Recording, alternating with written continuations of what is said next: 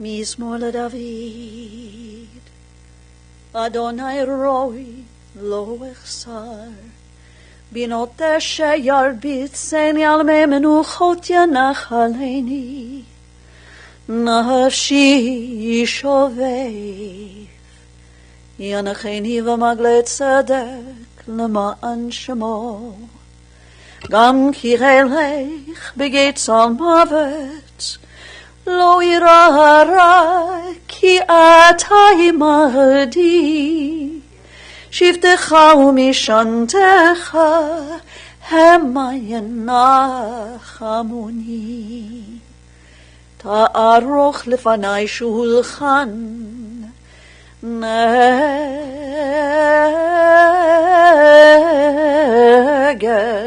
צורריי. דשנת בשמן ראשי כוסי רוויה, אך טוב וחסד ירדיפוני כל ימי חיי. ושבתי בבית אדוני לאורך ימים.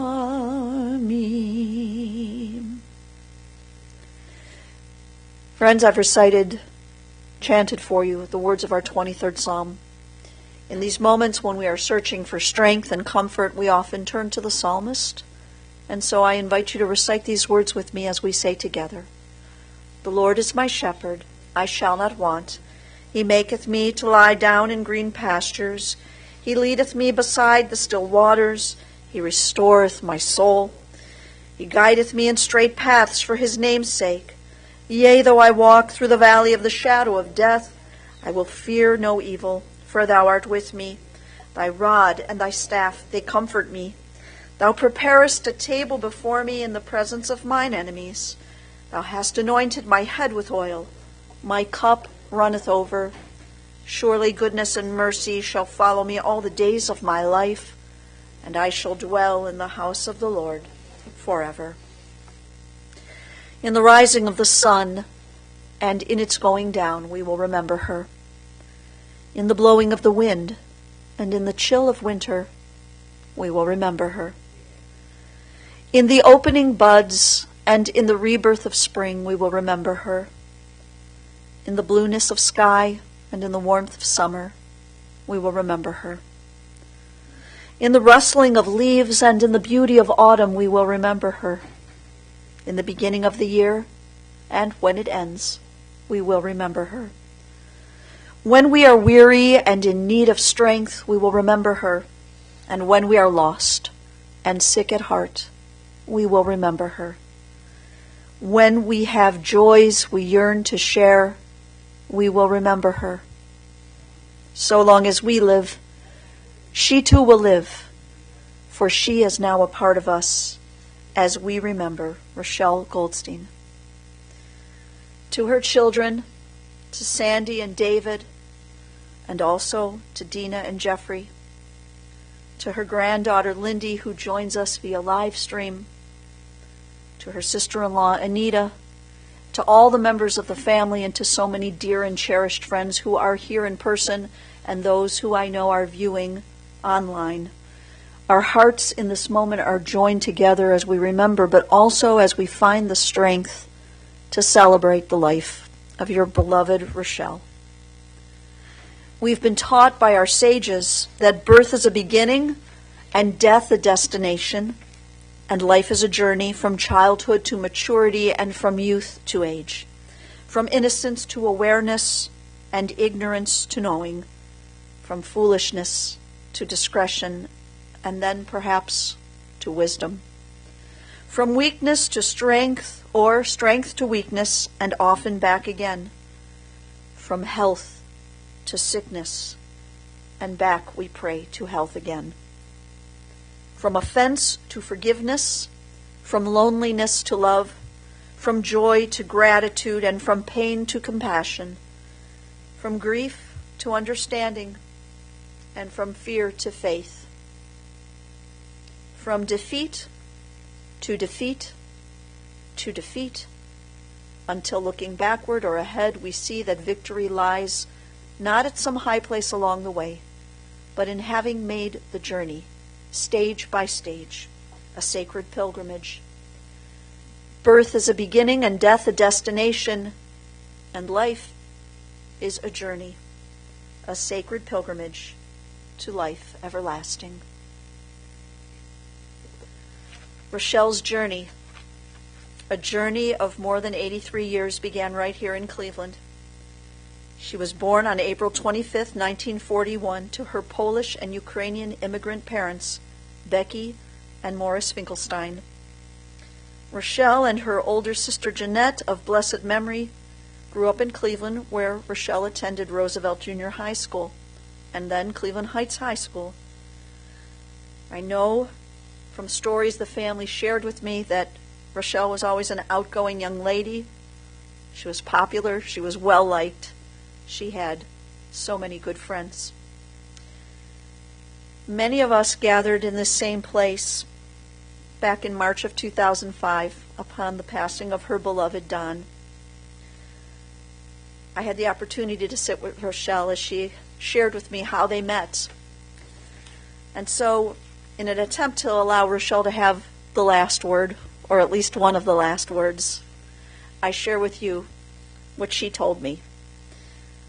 Back in 2005, Rochelle told me that following his graduation from Cleveland Heights High School, Don went on to attend Miami University, and then he enlisted in the Army Reserves. When Don completed his term with the Reserves, he returned home, and he was immediately introduced to Rochelle. But who made the match, the introduction? It was Don's brother Bob, and what a great little matchmaker he was. Rochelle told me that their first date was July of 1959. Don picked her up at 10 a.m. in the morning, and I think it was in his father's Cadillac. Is that the story? But he picked her up on their first date at 10 in the morning and entertained her for a full day. Rochelle shared with me that he took her swimming and then dining, and then they talked until late into the night, ending up on her parents' front porch swing, talking the night away until 2 o'clock in the morning. That was the first date. Rochelle went into her home. Her mother, of course, was up waiting for her daughter, and she announced to her mother in that moment, "This is the man I'm going to marry." And they did. They were engaged just a few months after that first date on Rosh Hashanah, and the wedding took place with Rabbi Rudolph Rosenthal of blessed memory officiating, marrying Donnie and Rochelle on May 22nd of 1960. Rochelle, at the time we spoke, shared with me that in their 45 years of marriage, that she knew she had married her best friend, her lover, and that the two of them together had an incredible partnership. I'll share with you, Sandy and David, you may recall that in the Jewish wedding ceremony we exchange a cup of wine. The couple shares the wine, the Kiddush cup, not once but twice. And the second time they share the wine, it's a moment that's known as the Sheva Brachot, the 7 wedding blessings. It's here in these blessings that the bride and groom are finally mentioned with the term Re'im Ahuvim, literally translated meaning loving partners, loving companions. This is what your mom and dad demonstrated to you. This is what they were to each other, and this is what you saw. This is what you knew, a loving and true partnership. And in their partnership, nothing was more important to Rochelle and to Don than family. In a moment, you're going to hear from members of the family. But Lindy, who is in Florida, Lindy, I so appreciated the time we were able to speak on the phone yesterday. You already know that your grandma, your Grammy, adored you. And you shared with me fond memories of going to visit Grammy and Papa at their house. Not only were they excited to have you come over, they were so excited that they would have to wait outside in the driveway until the car pulled in and you were delivered into their arms. Lindy, you have sweet memories of one of your Grammy's bedrooms at the home being filled with Beanie Babies and all sorts of toys. And when the family moved a little further away, she would come to visit you, and there was always special time set aside for the Grammy and Lindy shopping sprees. She loved these moments with you, and Lindy, you adored these moments as well. Recently, Lindy, you had a feeling, an intuition that you needed to come visit Grammy. And you came to Cleveland. I believe it was early in December. And you and your Grammy, your dad was there as well, but you and Grammy had a beautiful time together. And you did something so sweet. As you were a little girl, I'm sure there were times where she dressed you up, brushed your hair. And now, as time has passed, and as you started to realize that this might be the last time you would visit with your Grammy in person, this last visit you spent time with her, brushing her hair, and you did her makeup. And this was a very sweet and beautiful little gift. And it was, in fact, the last time you would see her. And this visit with your Grammy, as important as it was to you, and is to you, it meant the world to her. Friends, we know that words which come from the heart always tend to enter directly to the heart. And as I shared with you earlier, members of the family have words in their heart they want to share with us. First, I want to call on her son and son-in-law, David and Jeffrey.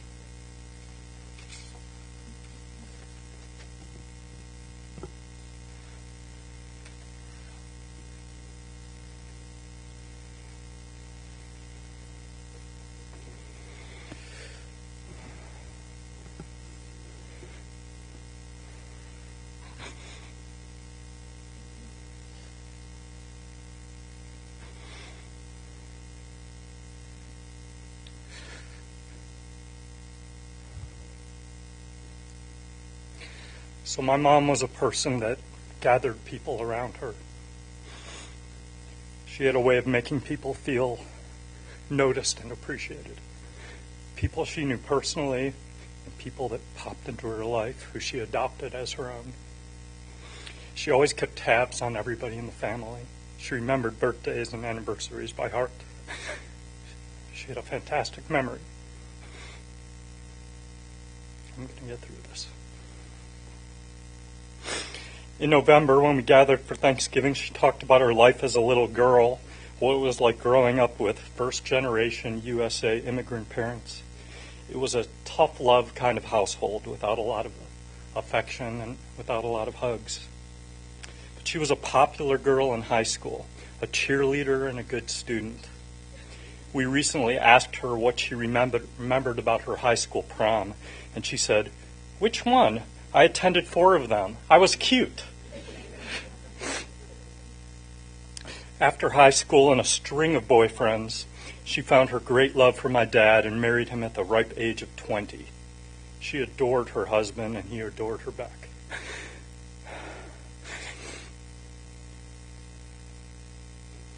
They had 45 years together, many ups and downs, and they were always loyal and loving partners to each other. She valued family above everything else. When we recently asked her what she saw as her legacy, she raised her arms and gestured to us, kids. She was so very proud of her kids. More than 35 years ago, I came out as gay to my parents in a phone call at midnight from 1,500 miles away. I anguished over how they would respond. "We just want you to be happy," was my mom's immediate response. It was the textbook perfect answer, and just what I needed to hear at the time, even if it wasn't 1,000% accurate. Or she didn't mind the gay part. This was the 80s, and she was worried about my physical well-being and health. She also thought it meant that we wouldn't give her grandchildren. And she was right. Instead of grandchildren, Jeffrey and I gave my parents grand dachshunds. My mother loved her son-in-law, Jeffrey, and she loved all of the dachshunds as well. Mom adored children, like to a ridiculous extent. If she saw a baby at a restaurant from across the room, she would start making googly eyes at it and playing peekaboo, to our great embarrassment. Thankfully, my brother Sandy and his wife Dina gave them a grandchild. Whew. Her beloved Lindy, who she and my dad loved with their whole hearts. My mom had her vices. She smoked too much and for too many years. She didn't take good care of her physical health. She loved gambling, loved to go to the casino. On her 70th birthday, she wanted to go to the casino somewhere in Pennsylvania, and Jeffrey and I drove 3 hours each way to meet her there. She was happy to see us, and she largely ignored us. Barely wanted to stop playing to have lunch. She made a successful career as an employment counselor at Eager Employment for many years. She was exceptional in her profession, and she was beloved by the many clients that she helped over the years. We recently asked my mother how she wanted to be remembered.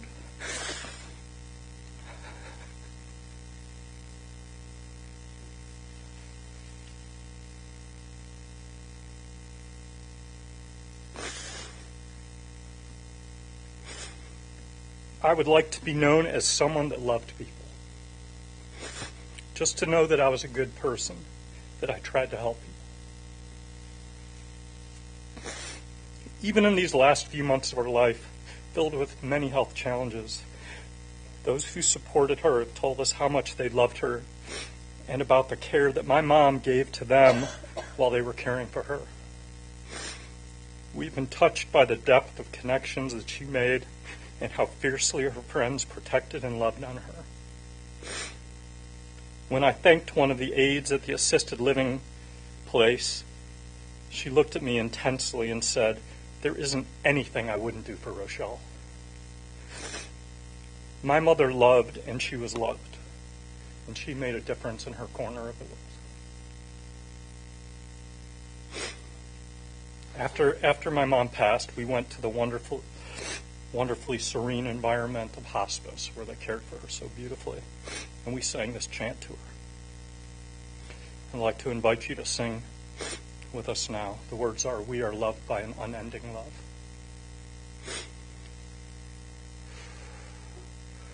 We are loved by an unending love.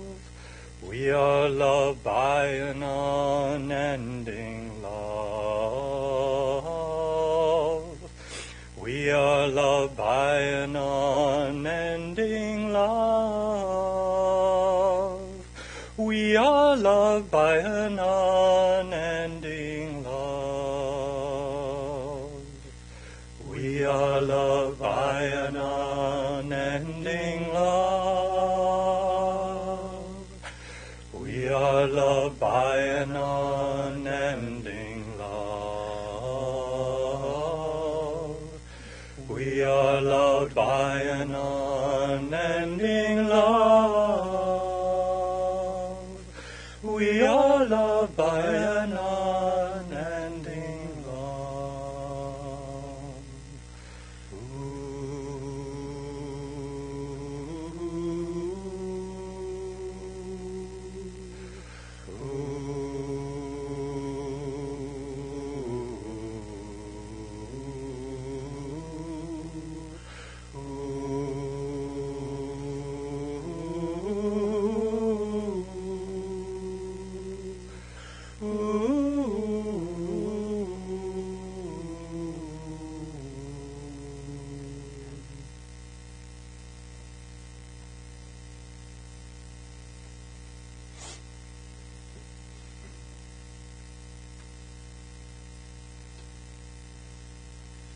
Thank you, David and Jeffrey.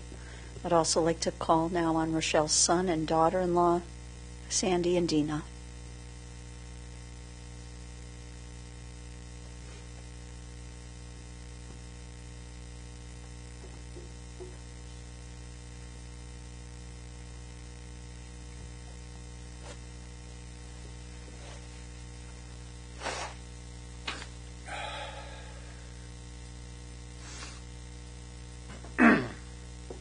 Like my brother, so don't be surprised if I cry a little bit too.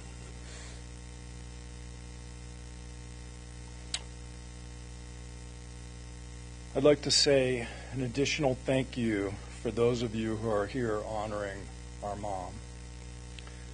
We have friends and relatives who have traveled from Michigan New York, Pennsylvania, Columbus, other places, I'm sure. And there's a lot of people who are with us through the streaming across the country, and we are so grateful for your love and support in being here today. A few months ago, when we learned, that my mother was really sick, I was taken by her unequivocal decision and resolve. No treatment, no way, she said. Excuse me. Her decision was clear, concise, and we all agreed with her. I worried often that she would ultimately end up suffering. I feel extremely grateful that in her final days, she seemed to be pain-free and at peace. I found her to be very courageous during this time and accepting of her circumstance. I want to offer a few additional snippets of memories that come to mind in addition to everything that David talked about. We talked about her first date with my dad. Mom would tell us the story of how on that night she actually got caught kissing my dad on the porch after their first date by my grandfather, who was furious. It was quite the scandal.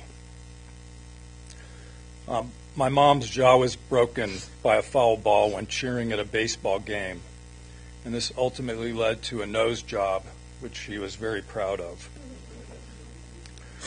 My mom was crafty with us. She led our Cub Scout troop den, and she loved dressing us up for Halloween. I don't know why that makes me feel sad. She was quite beautiful. My dad always treated her like a queen. Being witness to that, became my example of how to treat my wife, my daughter Lindy, and others. She was an extremely hard worker with a very strong work ethic. She knew how to put a nickel to a nickel, as my grandmother would always say. She had great pride in her permanently perfect fingernails, which when Lindy was a baby, she loved tickling her with and showing her the bright colors. In closing, many of you are aware that my mom and I struggled and had challenges in our relationship. I suppose we were a little alike. Thankfully, through the years and hanging in there, we ultimately found our way and have since enjoyed our relationship and almost daily FaceTime calls first thing in the morning over breakfast. To close, Dina Lindy and I will miss her very much, and she was a very important part of our lives.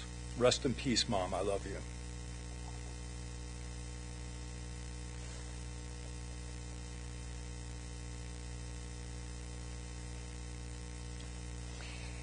In life, we are blessed with the family we're born into. Today, I honor the person who welcomed me into her family with open arms. Not as a daughter-in-law, but always, she'd say, as a daughter. And I did. I felt like a daughter. I would quickly learn of Rochelle's wry sense of humor when meeting her for the first time. I recall Sandy and I pulling into the drive as Rochelle and I traipsed toward one another, never having met, although she knew who I was. I felt compelled to introduce myself. "Hi, I'm Dina," I exuberantly exclaimed, to which she replied, "No kidding." I knew at that moment I could relax. There would be no formalities with her. She thrilled at the idea of having another female in a house full of boys. Little did she know that her granddaughter, Lindy, would be female edition number 2.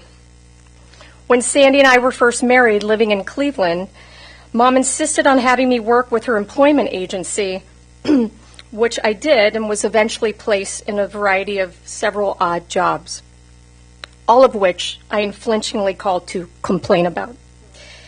It became a running joke, can this girl keep a job? She had her worries, but I'm comforted years later she was witness to and proud of my career evolution and success.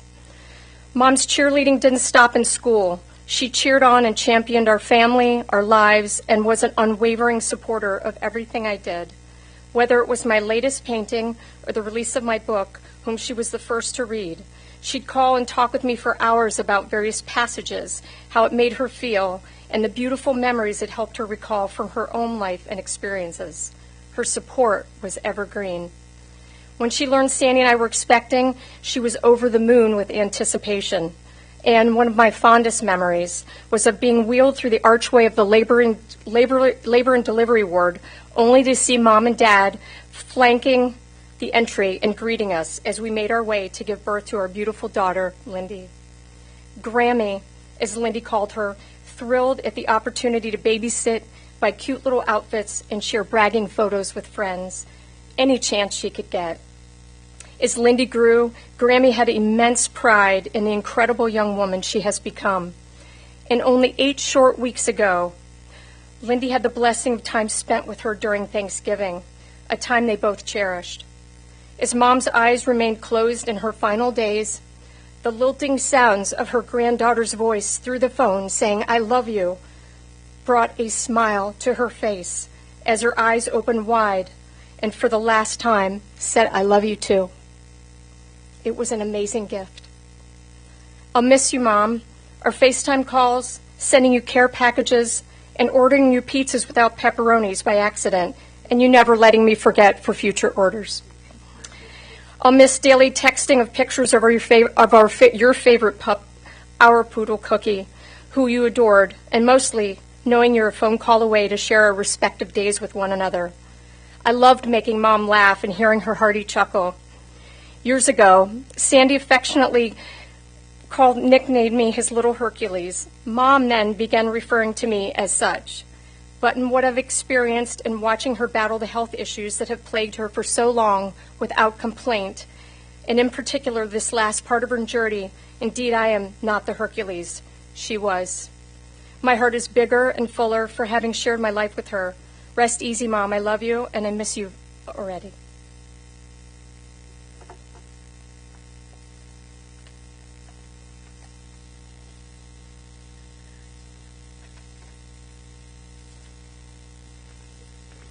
Thank you, Sandy and Dina. Friends, before we conclude the service, may I share just a couple announcements with you? If anyone wishes to visit with the family, they will be receiving visitors immediately following the internment, which is at the Mount Olive Cemetery. The visitation will occur at the Spring Hill Suites in Solon, and that is located on Aurora Road. Visitation will continue until 8 p.m. this evening. And the family wanted me to say that they do look forward to seeing you and hopefully having you share some special stories with them about Rochelle. Also, anyone wishing to make a contribution in memory of Rochelle, the family has requested that you might consider the ACLU. At this time, I invite those of you who are able to please rise for the memorial prayer, the El Malei Rachamim.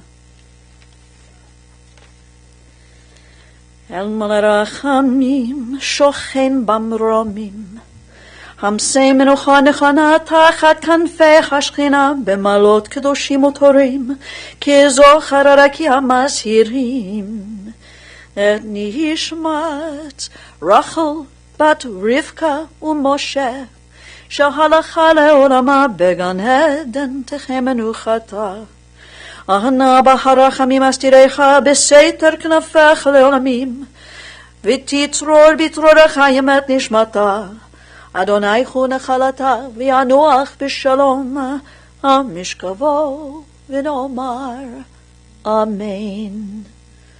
O merciful God, who dwells on high, who is full of compassion, grant perfect rest beneath the shelter of your divine presence among the holy and pure who shine as the brightness of the firmament. To our dear departed Rochelle Goldstein, who has gone now to her eternal home, May Rochelle's soul be bound up in the bond of eternal life, and grant that her memory inspire all of us to noble and consecrated living. And to this we say, Amen. You may be seated. On behalf of her family, we thank you for your love and support on this very sad but important day. Boachem l'shalom, tzeitchem l'shalom. As you have come here today in peace, may you go forth in peace.